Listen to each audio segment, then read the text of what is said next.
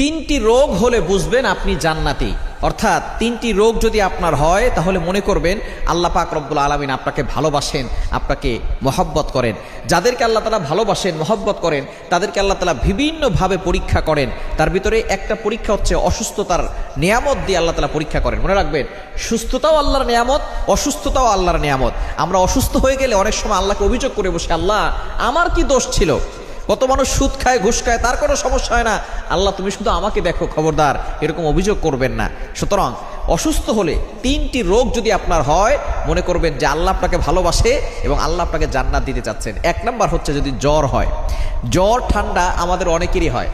একবার নবীজি সাল্লাল্লাহু আলাইহি সাল্লামের জামানায় কয়েকজন সাহাবী বসা, নবী সাল্লাল্লাহু আলাইহি সাল্লাম বলতেছেন, একজন সাহাবী বলতেছেন আমার খুব জ্বর হয়েছে, অনেক সাহাবী বলতেছেন আমারও জ্বর হয়। এবার নবী সাল্লাল্লাহু আলাইহি ওয়াসাল্লাম বলছেন তোমরা তো আমার অন্তর্ভুক্ত, আমারও তো জ্বর হয়। কিন্তু একজন বলতেছে যে আমার জ্বর হয় না। নবীজি বলতেছেন তাহলে তুমি